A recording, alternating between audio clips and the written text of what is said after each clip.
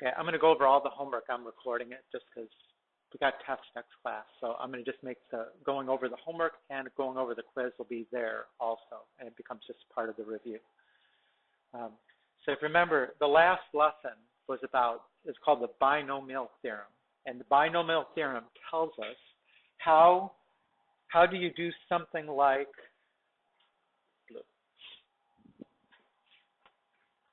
x plus y raised to a power, right? Raised to the 6th power. We know that would mean x plus y times x plus y times x plus y 6 times. And when you do that, it's not x to the 6th plus y to the 6th. Because the first two, right, x plus y times x plus y, that's a FOIL. That's not just x squared plus y squared. There's a middle term that you get by combining like terms. And if you then multiply that by x plus y, you create more like terms. And then you keep doing that 6 times, you're going to end up with a whole bunch of terms, not just the x to the 6th and y to the 6th. Right? And we know what the pattern is. The pattern is that the first term should have x to the 6th. The next term would have x to the 5th, and it would have the y to the 1st power. Right?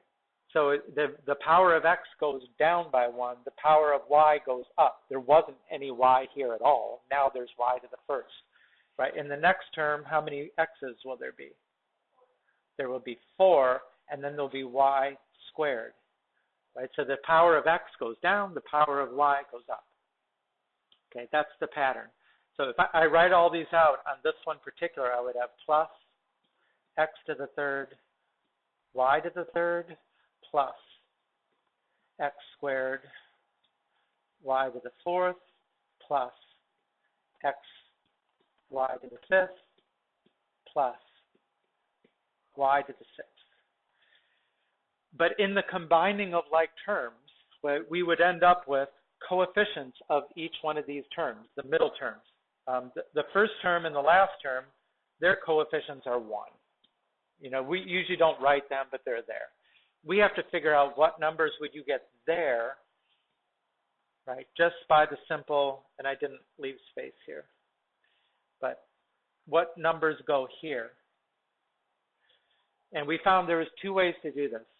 First, the general pattern is this, that if I have x plus y to the nth, and I want to find the coefficient of any one particular term, it would be n c r. The n is whatever power you're raising it to. So like in this case, it would be 6, right? The r is whatever is the power of that second term, right? So like in any one of these, it would be, if I wanted to know this coefficient right there, I would go 6, C for combination, 4 for R. 4 because that's the power of R. Now, this kind of notation, NCR, you should have seen before. You should have seen it at the very tail end or somewhere in Algebra 2 where we did the combinations and permutations stuff. And the truth is, you probably did it with a calculator when you actually had to do it, but they did show us what this equals. So that's what these first couple of problems were. It's just, you know, how do you find a combination? If I'm given 7C5, I mean, I can think of that like a combination, but it's also a binomial coefficient. It's also a number that I would stick in front of any one of these terms. This would be the, let's see, this, if I was doing x plus y to the 7th, and I wanted the 6th term, because the 6th term would have that second term raised to the 5th power. Right? It's not in the first term, it's in the second term to the 1st. But we just want to calculate it. So what is the formula for doing this? The NCR formula is this. NCR equals n factorial over n minus r factorial, r factorial. In this problem, that would be 7 factorial over 7 minus 5, 2 factorial, times 5 factorial. Right? When you do these combinations, they always add up. Right? Always 2 plus 5 is 7. Okay, and then you just have to think, okay, how do I simplify this factorial? Right? I would do 7 Oh, that didn't work.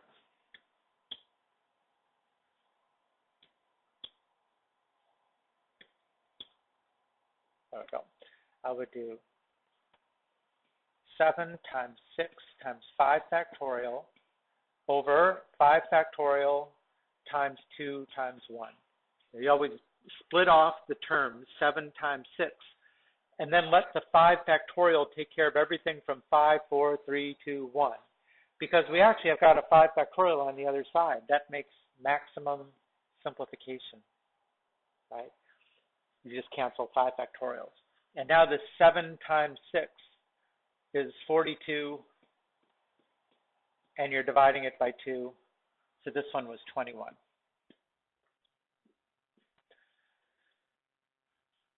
Okay, and this one here, that's just another way to write the same. That's another way to write this combination notation. If you wanted to write it different, just write it like 12C0. They both mean the same thing. Right? And you would do the same kind of math. This one would be 12 factorial over 0 factorial. Oh, just a minute, that's not right. Over 12 minus 0, which is 12 factorial, times 0 factorial. But, well, that's kind of a particular one, right? Because 12 factorial over 12 factorial, that cancels right away. I don't have to split off anything. And I'm left with 1 over 0 factorial. What is 0 factorial? 1. By definition, it was 1, but we got this factorial. I think this is going to be something we did on the quiz. A lot of people got that wrong. You thought it was 0, but it's not. Remember, it was defined as special case, 0 factorial equals 1. So this whole thing is 1. It would be the same thing if we did 12 over 12, right? Then it would be 12 factorial over 0 factorial, 12 factorial, same thing. I mean, this is telling you the binomial coefficient, if you were doing x plus y to the 12th, and it was the first term. That's what the 0 is telling you. It's the first term. And like we said, the first term and the last term, they always have 1. There it is. So that was the first two problems. We're just simplify that. Next, do a binomial expansion. So now we're going to do this x plus y to the 4th. And the first thing to do is write out the powers of each one of those terms in the binomial in each term of the expansion. For example, well, first, how many terms will there be if this is x plus y to the 4th? 5 terms, right? Because the first term will be all x to the 4th, right? And the next term will be x to the 3rd times y to the 1st. Right, so there's your first term that's got a y in it, and you know you're going to get y to the 1st, 2nd, 3rd, 4th. So there's 1, 2, 3, 4, 5 terms. There's always one more term than whatever that power is. So plus x squared, y squared, plus x, y to the 3rd, plus y to the 4th. Okay, so let's see. We have to find these numbers right here. And again, you could do that by doing a binomial coefficients like we did in those first two, right? This one would be 4C1, right? The 4 comes from here. The 1 comes from the power of 1. But how else did we learn to do that? Remember what that was? The triangle, right? Pascal's triangle, right? Pascal's triangle works like this, right? You start with a 1 at the top and a 1 in the next row, and then every number in the triangle in the next row, you add the numbers above it to the left and to the right. So 1 plus 1 is 2, right? If I go to this position here, it's 1 plus 0, because there is nothing to that side. So it's a 1 on that side, and it's a 1 here. 1 plus 0 is 1. Right? The next row would be 1, 3, 3, 1. Right? What would the next row be? 1, add them up. 1 plus 3 is 4. 3 plus 3 is 6. 3 plus 1 is 4, 1. So these are going to be the binomial coefficients. You just got to go down to the row that's got as many numbers in it as the terms in your expansion. I mean, this one has got, it's to the 4th power, so we have 5 terms. We need the row that has 5 coefficients, and that's the row right there. So it's 1, 4, 6, 4, 1. Right, the 1 and the 1, I don't even need to write them in, but these are 4, 6, and 4. Done. Right, that's how this binomial theorem works. And yeah, you could calculate 4C1, 4C2, and 4C3 and get those same 3 numbers. So it's probably easier just to make the triangle until you get down to that row and use that many.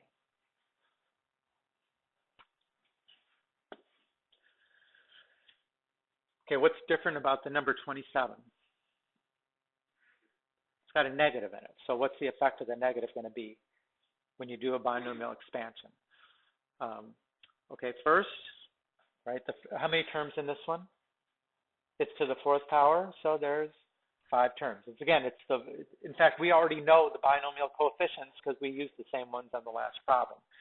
Right, so this is going to be y to the 4th, negative 2 to the 0. Okay, then it'll be plus y to the 3rd, negative 2 to the 1st, plus y squared, negative 2 squared, plus y to the 3rd, negative 2 to the, oh, that was y to the 1st, sorry. Negative 2 to the 3rd, plus negative 2 to the 4th. And we already know the coefficients, right? That's 1, 4, 6, 4, 1.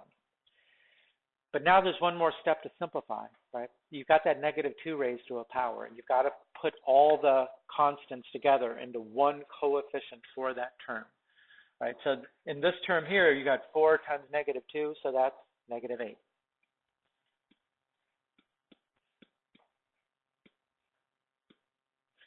Okay, in this term, it'll be negative 2 squared, positive 4, times 6. Right, the next term is negative 2 to the 3rd, negative 8, times 4, minus 32. And the last term, negative 2 to the 4th, is positive 16. Right? You got to remember, when you're taking negative numbers to a power, if you raise it to an even power, it turns it positive. So notice the effect on the terms: positive, negative, positive, negative, positive. That's what you expect. Okay, and I think we had one more.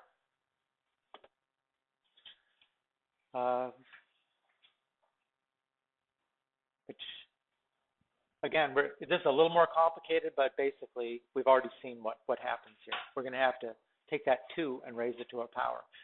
How many terms in this expansion? It's raised to the 6th power, so there's going to be 7 terms. Right? The first term will be all r. And the next term, so it's r to the 6th. The next term will be r to the 5th, 2s to the 1st. The next term will be r to the 4th, 2s squared.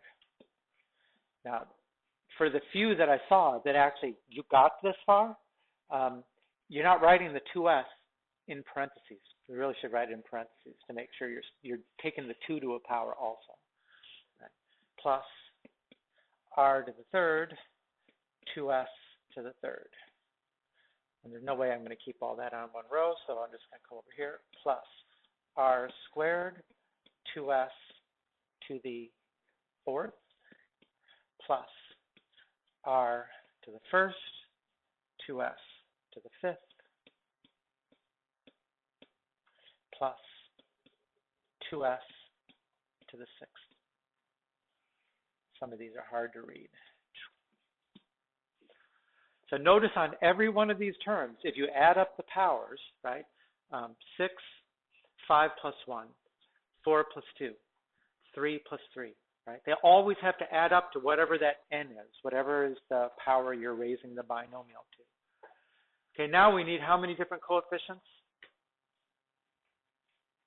We need 7, right? Because we have, it's to the 6th power. We've got 7 terms. We need 7 coefficients. Instead of doing the whole triangle over, let's go back to where we already had 5 and just make 2 more. I mean, these numbers never change, right? So you can just like do one big triangle and have it to use for the rest of whatever you're doing. See, this next row would be 1, 5, 10, 10, 5, and 1. That's 6 numbers. We need 7. 1, 6, 15, 20, 15, 6, and 1. All right, so those are our numbers right there. 6, 15, 20.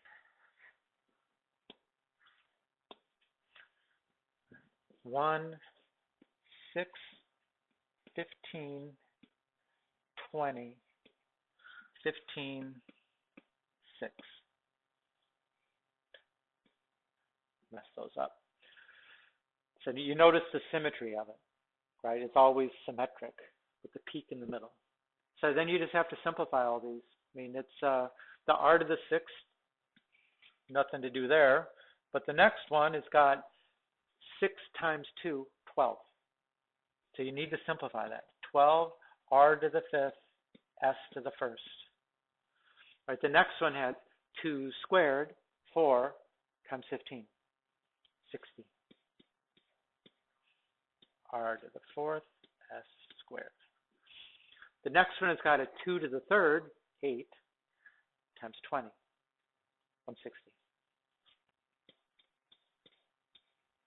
R to the 3rd, s to the 3rd. The next one's got, is that where we are? 2 to the 4th, 16 times 15, which is, well, you had it on your paper. What's 15 squared? 225. So this is one more 15. 225 plus 15, 240. That's the way I would think it. 240, where am I at? There's 16 times 15. 240, r squared, s to the r squared, s to the 4th. Right, the next one has got 2 to the 5th. That's 32 times 6, 192.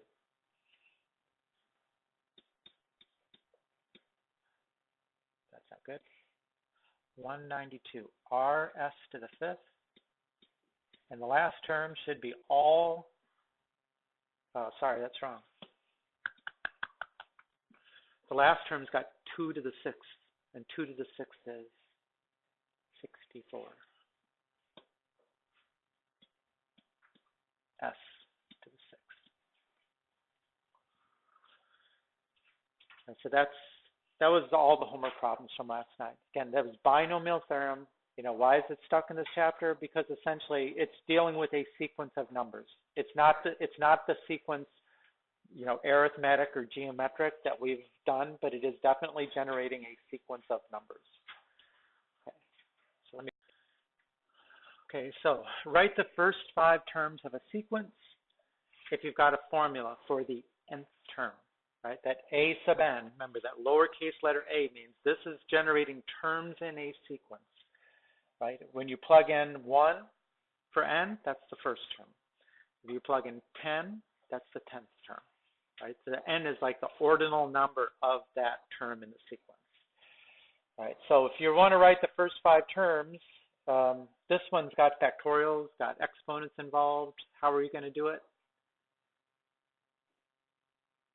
Substitute, right? N equals 1, n equals 2, and so on. I mean, it's not like the arithmetic and geometric where we actually, you know, if you know one term, you can easily find the next term. This one, you got to plug it in 5 times and figure it out. So for the first term, and if there were problems doing this one, it was on the first term for the most part. Right, for the first term, we're going to get A1 equals 1 minus 1 factorial over 2 to the first, right? Well, 1 minus 1 factorial is 0 factorial over 2. And what is 0 factorial? It's 1 again. So there was a mistake on this problem. The most common mistake was you had 0 factorial is 0, and it's not. 0 factorial is 1. So this was 1/2. All right. The rest of them, right? The A2 was 1/4 if you do the calculation right. Right. The A3 I think was also 1/4. The A4 was, that is a terrible 4. A4 was 3/8, and A5 was 3/4.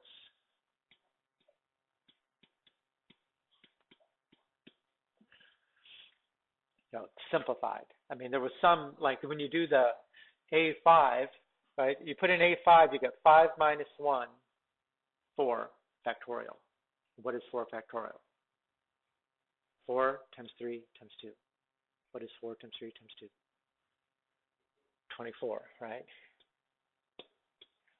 And 2 to the 5th is 32. But then you simplify. You simplify to get 3/4. That was first problem. Second problem, right? Second problem, we're dealing with this summation notation. And I have to say, for the most part, I don't like to give you summations like this and just say add them up, because most, but maybe not all, know how you just put that in the calculator. The calculator would do it for you anyways, and then you don't need to know anything. So I'd rather not just give something that says add them up. I'd like to see that we understand what this notation is telling us to do. Right? Do you remember what we call that symbol right there? It's a sigma, right? It's a Greek letter sigma. This sometimes is called sigma notation, sometimes called summation notation. Right? When you call it a summation notation, you definitely should know, what do you do with this? You add things up, right? So how do we use this to make the terms that we will add up? What will the first term be that I'm going to add up? You're going to plug in this lower limit right there. Right? This I is called the index. And then you're going to plug in I equals 0 here. You get 3 times 0 squared. Okay, then what do you get? Then you make I equals 1. You increment by 1. So the next term is 3 times 1 squared. And the next term is 3 times 2 squared. And how far do you go with this? Until you get to the number which is on the top. Right? And so that would take us all the way up to 3 times 3 squared plus 3 times 4 squared plus 3 times 5 squared, which can be simplified, right? That would be 0 plus 3 plus 12 plus 9, 27, 16 plus 48 plus 75. Those are the answers.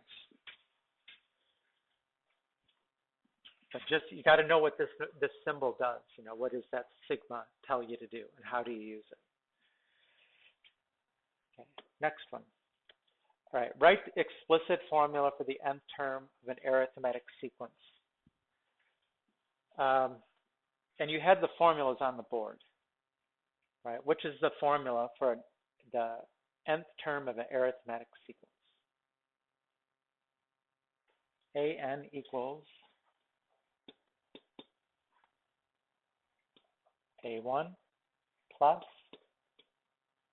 n minus 1 times D.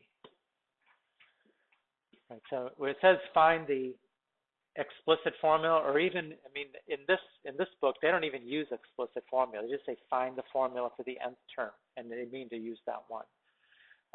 So in this case, we have to plug in for the first term and the common difference and simplify. So this will be AN equals 15 plus n minus 1 times the common difference of 4. And simplify, right? You're not plugging in for the n, right? N is like the x in a function. It's the thing you need to be there so you can plug in for it and generate terms. This one will give us an equals 15 plus 4n minus 4, which is 4n plus 11. You should simplify it, right? Don't just plug in, simplify it. And when you do that, you know, you could always you could check what you could check. There was some that you did all this like up to this step, and then right there you wrote 4n minus 11. But that was 15 minus 4. That's a positive 11. And if you plugged in if that was a minus 11 and you plugged in n equals 1, you would not get the first term. So at least check it. Check to see that it matches the data you were given. Okay.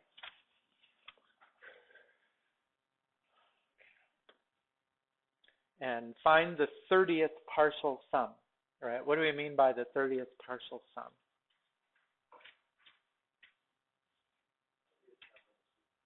What's that? Well, I mean, you could see what the sequence is here, right? And is it arithmetic? I mean, you're told it's arithmetic. Does it look arithmetic?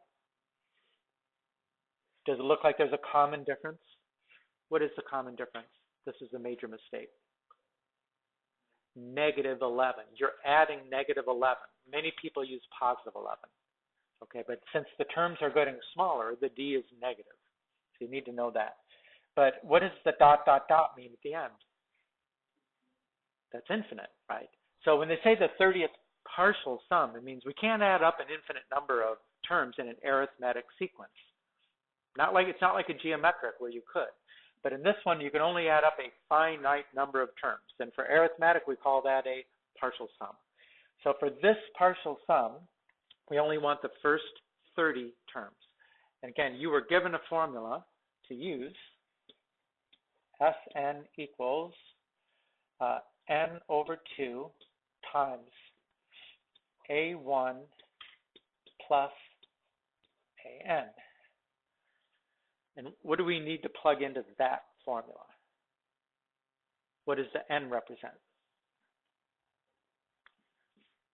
That's your n, right? That's the number of terms that you're going to add up. What does the a1 represent? It's the first term, right? This one right there is the first term. What does the an represent? The last term, right? It's that 30th term that you're adding up, right? It's not 30, right? You don't substitute an equals 30. You need to know what is a 30.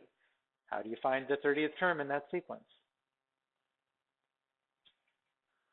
Right? You would have to use this formula. An equals a1 plus n minus 1 times d. Or what we did in class actually was, why don't we just, in place of the an, let's put this.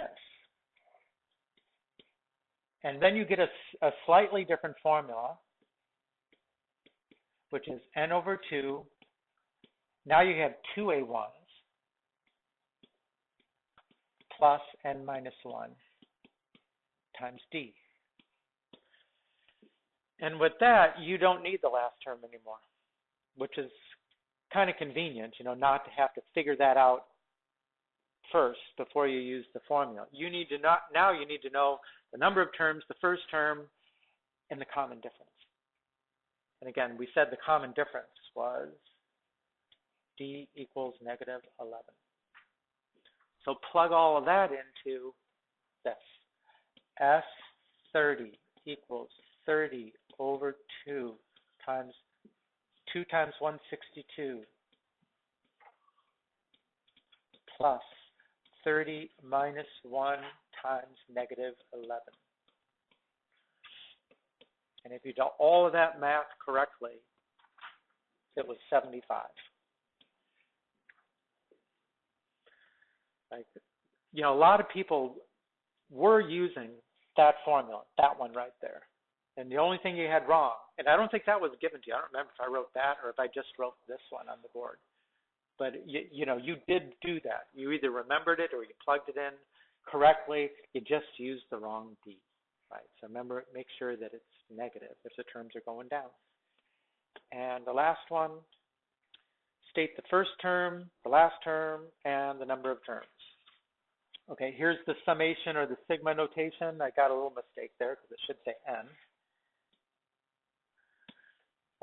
How do you find the first term?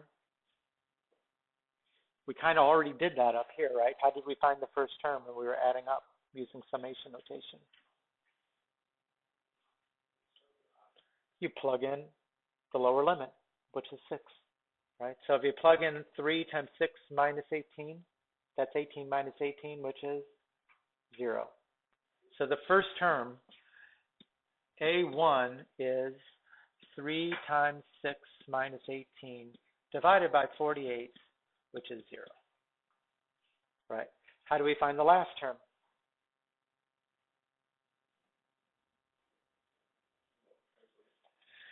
You plug in the 22, right? So now we'll get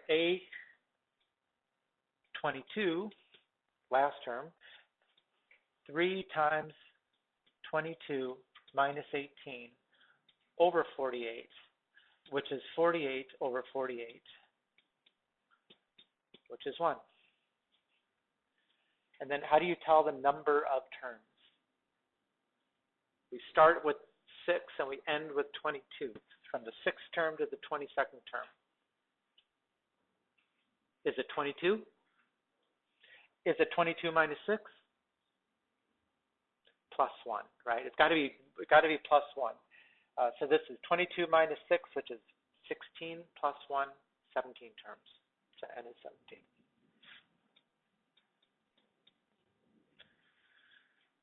That's it. So questions on the quiz? Anything at all? Remember, you do better on the test than you did on the quiz. There's a lot of medium to good grades on this quiz. I mean, but still, you know, if you do better on the test, I replace the quiz grade. Okay. So first, you know, you kind of need to know those 5 formulas, right? For arithmetic, we had 2 formulas, AN and SN. For geometric, we had AN, SN, and S infinity, because we have a different formula if you can add up an infinite number of terms and have it converge to a sum. The way I do that is, if you take the effort to memorize those formulas, I'll ask you at the very beginning to write down the formulas as you think you remember them. Raise your hand. I'll come around, check them, make sure they're right. Make sure you don't start the test with the wrong idea of the formulas. You can get up to 5 points extra credit, you know, for knowing those before you start the test. And I'll make sure that, you know, when you start the test, you'll have the right formulas. So that's just a chance for extra credit, and make sure everybody's at least using the right formulas. So we're going to be going through these. I'll leave them up at the end too if you want to copy them. But these are the ones out of that group. The ones that I've crossed out, we already did review, right? We did the blue ones marked out in blue. Those were quiz questions, or that's similar to quiz questions. And the ones that are marked out in red, those were in the homework that we went over. All of which has been recorded will be on the website if you want to look at it. The ones we got to deal with are the ones that are not crossed off. That's what we haven't already reviewed. So let's start one at a time. And actually, okay, I remember this one now. Because you would think this one is actually not supposed to be right the first 5 terms, because we actually already did that. We did a very similar problem to that, right? There is going to be another problem, which is, here's the formula, just find one term, right? What if it says find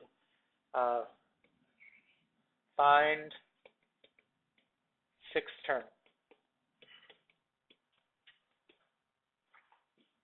right? How would you find the 6th term? You would substitute n equals 6. A6 equals 2 to the 6th over 6 factorial.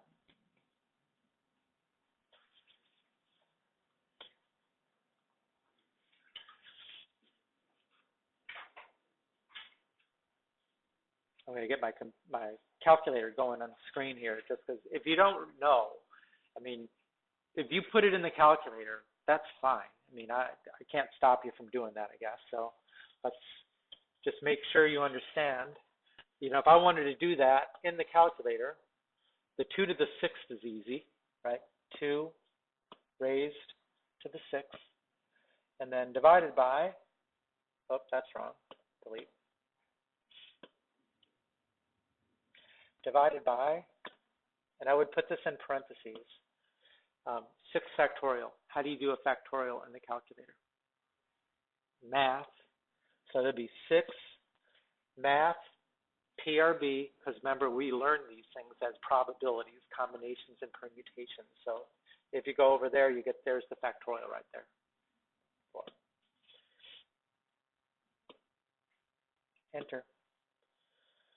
Okay, that's nice. How could you turn it into a decimal, or into a fraction? Math, enter, enter, 4 over 45.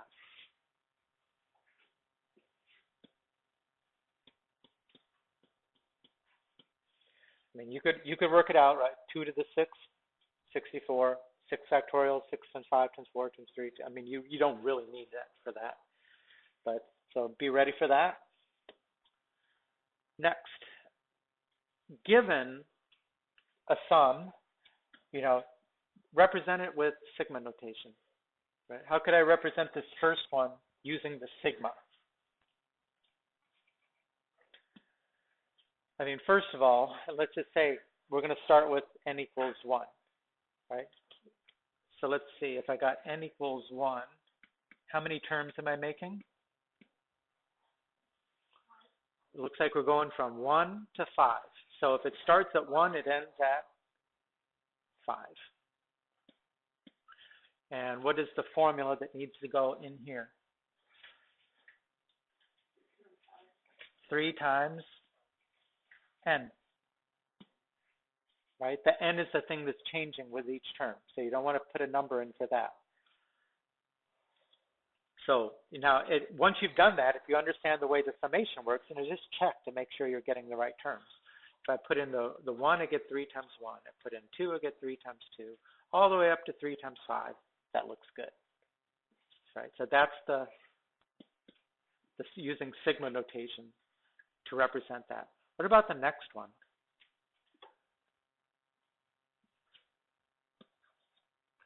Let's say I'm going to use my index as n again.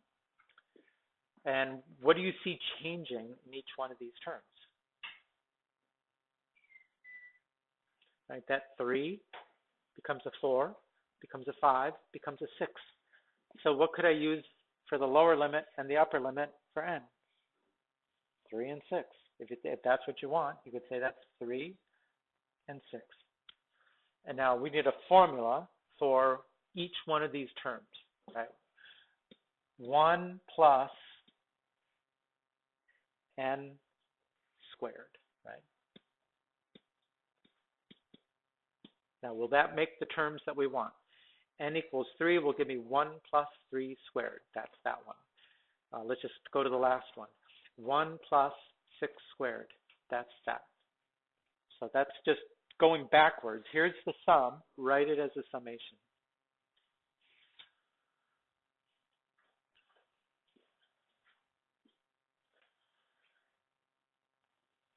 Okay. So that first section here, this page 625, that was all before we ever got to the arithmetic or geometric. All right, then we get to the arithmetic, the page 635. And the first set of problems was, is it arithmetic or not? What are you checking to see if it's arithmetic?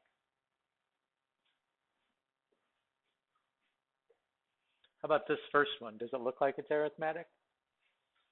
What are you seeing that would make you say that? It looks like there's a common difference, right? Every time you subtract consecutive terms, 8 minus 10, 6 minus 8, 4 minus 6, it's always the same thing. That's arithmetic. You know, in your mind, you're just looking, does it look like we keep adding the same thing? It's really the same check. Right? So this one, you'd say, yes, that's arithmetic. How about this one here? 4, 9, 14, 19. Does that look like it's arithmetic? Sure. What about this one? 1, 2, 4? No. When we get to page 644, we'll actually do, is it geometric? And that looks like it's geometric, right? And let's see, is there any crazy ones? Yeah, I mean, if you look at both of these, I mean, log 1, ln of 2, ln of 3, I mean, that's not going to be either one. Either will 1 squared, 2 squared, 3 squared. That won't be either one either. So definitely the check for arithmetic is just see whether it looks like you keep adding the same thing to get the next term. Plus or minus.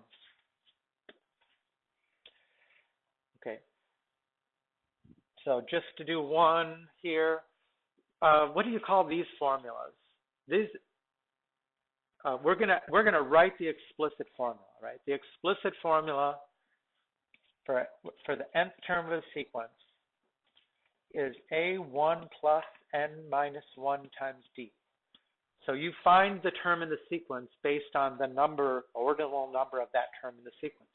But what kind of formula do we call it when it's defining the nth plus 1 term based on the nth term? I had a different word for that. It's a recursive formula. So this is a recursive formula for an arithmetic sequence. Remember that in an arithmetic sequence, we're adding the same thing to get the next term. Well, what does it look like we're adding for this first one? If an plus 1 equals an plus 4, then the common difference is 4.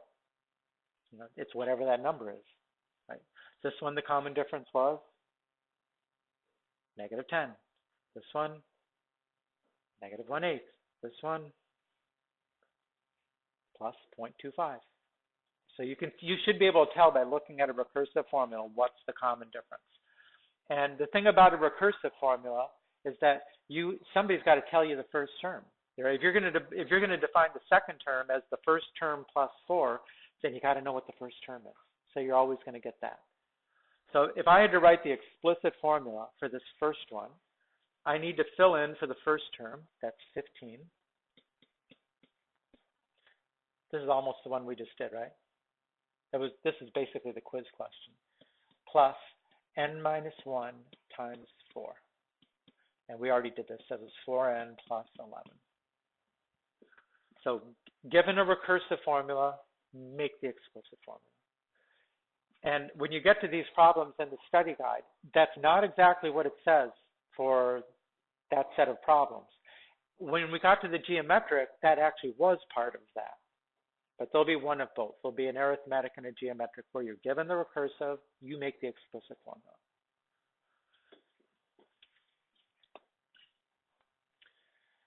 Okay, find the 9th term of a sequence if it begins with 2 and 9, meaning this is A1 and this is A2.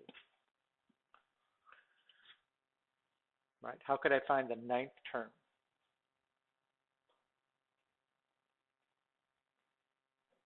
Well, let's see. If the first term is 2 and the second term is 9, and you already know that it's arithmetic, then what's the common difference? It's 7. So what's the next term? 16, right? You could just add. Okay? So 23, 30, 37, 44, 1, 2, 3, 4, 5, 6, 7, 2 more, 51, and 58. Another way you could do that, you could make the explicit formula and then plug in n equals 9. Right? The explicit formula for this would have been an equals 2 plus n minus 1 times 7. And then if you wanted to know the 9th term, put in n equals 9. A9 equals 2 plus 9 minus 1 times 7, which is 58.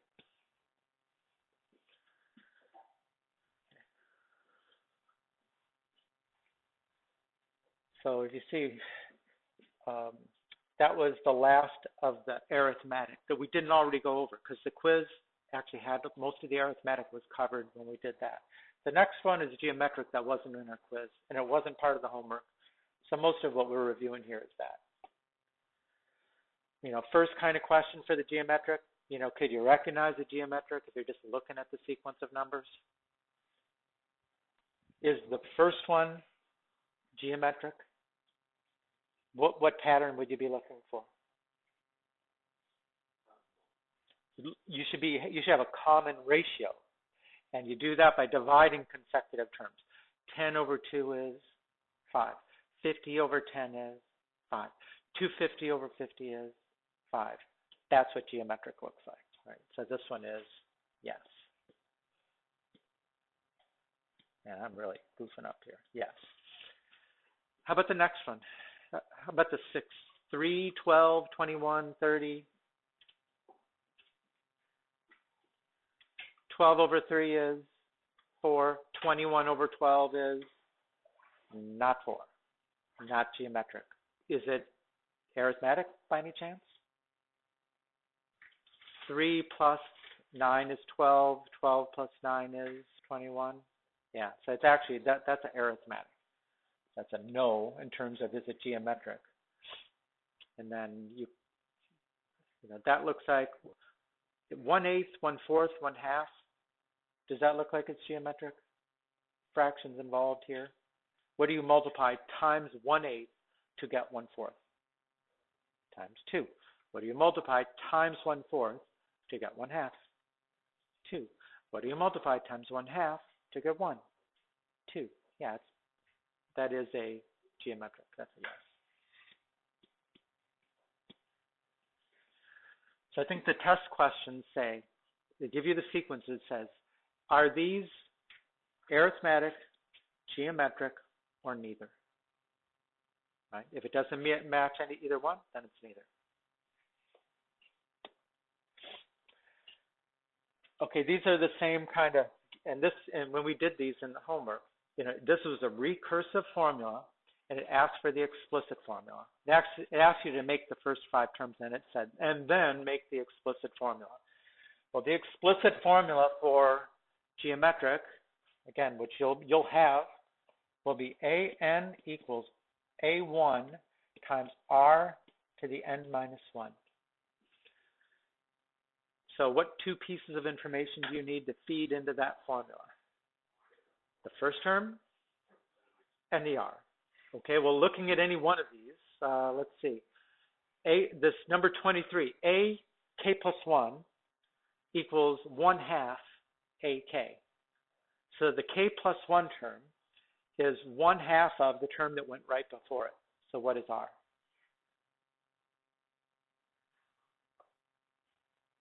R is 1/2, right? In order to go from the kth term to the next term, you're multiplying times 1/2. So that's a recursive representation of this. So what is the R? R is 1/2. Okay, so we've got the R. We need the A1, but because it's a recursive, they had to give us the A1 at the beginning. So just use that. So here's our formula. AN equals 64 times 1/2 to the n minus 1.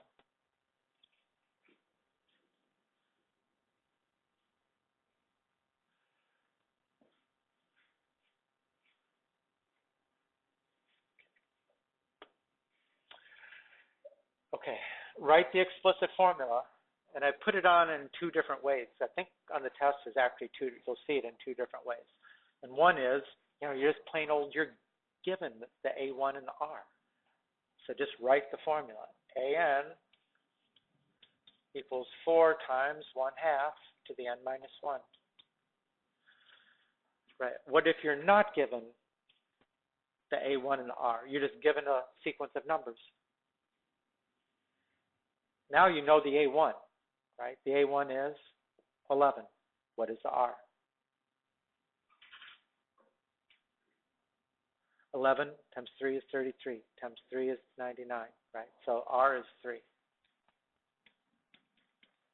So our formula is AN equals 11 times 3 to the n minus 1. That's all you have to do with it.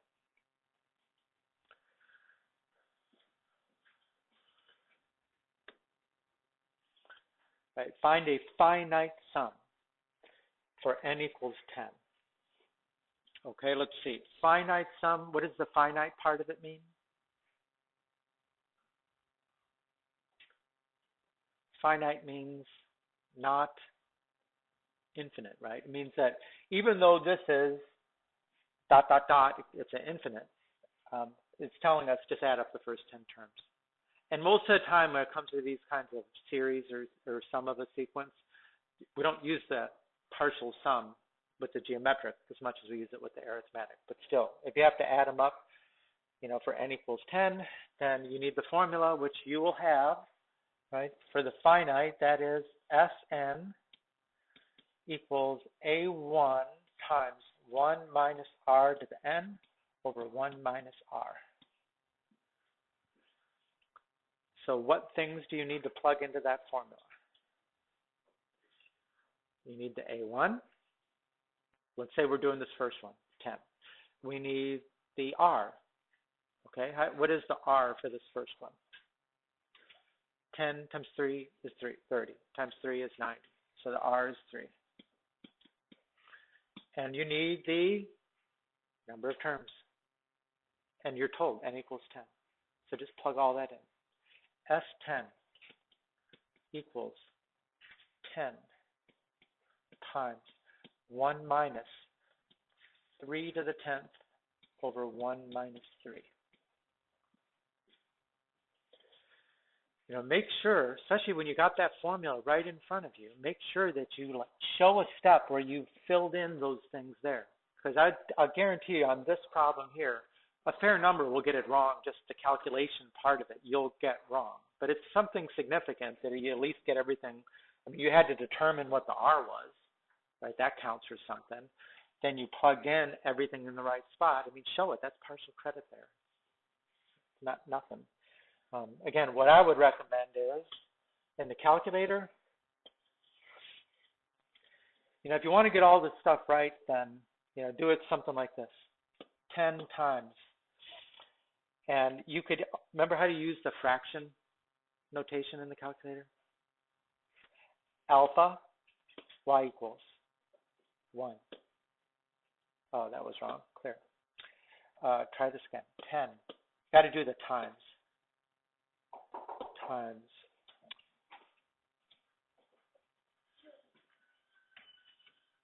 Wait, 950. Okay. Alpha, y equals 1. And now put it in this way. 1 minus 3 hat 10. Get yourself down to the denominator. 1 minus 3. Enter. There's your answer.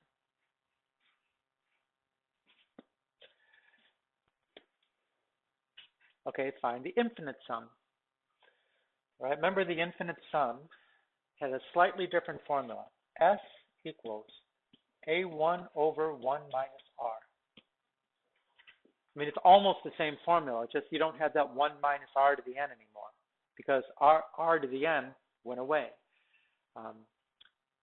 Why is it that when you raise R to the n or to an infinite power, it went away?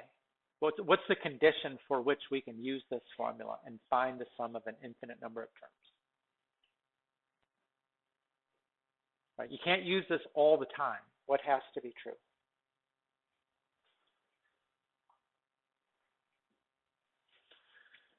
Remember, the R, specifically the absolute value of R is less than 1. It's got to be a fraction between -1 and 1.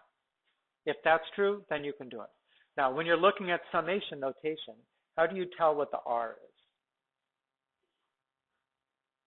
Whatever's being raised to the power, right? Whatever's being raised to the n power here, because that's why when you increment n by 1, you get one more multiplication by that number, right? So on these 4 here, it looks like they're all good, right? 1/2, -1/2, -2/3, and 0.2. They're all between -1 and 1, so you can use that formula. So let's say we wanted to do,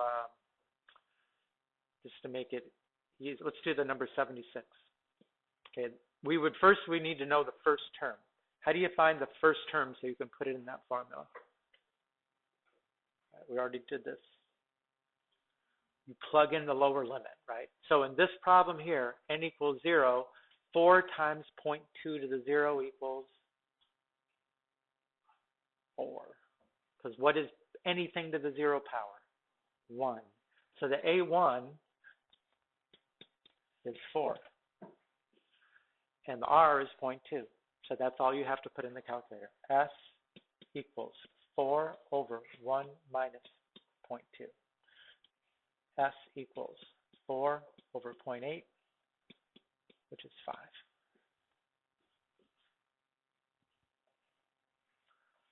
So remember, it's important. I think there's probably at least 3 questions that are getting at the same point, which is when is it that you can add up an infinite number of terms and have it converge to one number? It's only for geometric. It's only when the R, the absolute value, is less than 1. If you see it in this notation, then you look for whatever's being raised to the power. That's the R. How can you tell when you're looking at the terms written out whether or not R is less than 1? If R is less than 1, what do you expect to notice when you're looking at the successive terms? They're getting smaller, right? So 8, 6, 9/2, 27 over 8. Every one is getting smaller. 9, 6, 4, 8/3, they're getting smaller. So you can do it with these. But what about, what does it look like as the R here? 1/9, 1/3, 1. Are those terms getting smaller? They're getting bigger, right? So when you see that, you just say, can't do it. Doesn't converge, no sum. It's this one, terms getting bigger.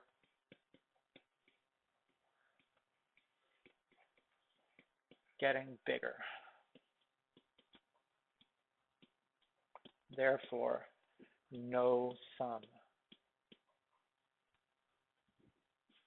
Okay, any others? What about this one here? I mean, let's say you're looking at it going, this is crazy. I don't know what these fractions are. Of course, you could always just divide 25 over 6 by 125 over 36. But just take, how about these two, right? Are the terms getting bigger? 5, 6, yeah, they're getting bigger. So this is another one, no sum, right? This one, if you're doing either one of these, you can use the formula. You know the first term. And the other one, you didn't know the first term, but you knew the R. This one, you know the first term. You're going to have to figure out the R, right? What is the R for this one? 3/4. 6 over 8, which is 3/4. What is the R for this one? 6 over 9, 2/3. So figure out your R, and you got the first term. Plug in the formula. And then the last, this is going to be an extra credit problem. We didn't do this in our homework last night, but this will be the extra credit problem if you want to attack it. And the way that it's asked is like this. For example, x plus 3 to the 12th. If we do the binomial expansion, there's going to be 13 terms, right? And one of those terms is going to have x raised to the 5th power, right? Find the coefficient for that term. Find the constant part of that term. Not the part with the variables, but the other part. So let's see. The way I would look at a problem like this, I would say, I know in my term, I'm going to have x to the 5th power. What power will 3 be raised to? Remember that these powers have to add up to 12, right? So if it's x to the 5th, it's 3 to the 7th. Okay, now we know there's going to be a binomial coefficient. The binomial coefficient should be 12c and whatever that number is there, right? The 7. So you could use the Pascal's triangle. You would have to get down to the row that has 13 numbers in it, right? And you'd have to go over to the 8th number, because that's where the second one is raised to the 7th power. Or again, if you know how to do it in the calculator, well, I guess we didn't do it in the calculator, but how do you do combinations in the calculator? It's right next to the factorials that we did look at today, right? So if you go,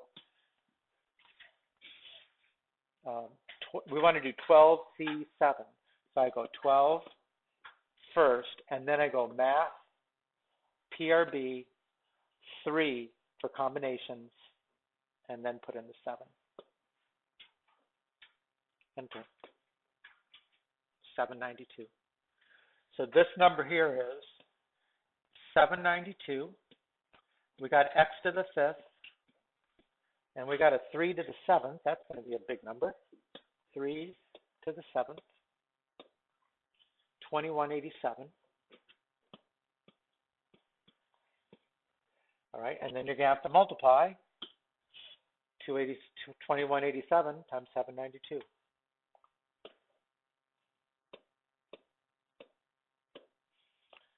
1,732,000.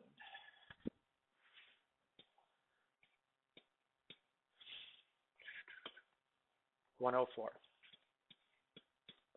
X to the 5th. So that's the term that's got x to the 5th in it has a coefficient of that. So that will be the extra credit problem on the test. So that's a 5-point extra credit. There's also the extra credit of having the formulas memorized, right? That's up to 10 points extra credit.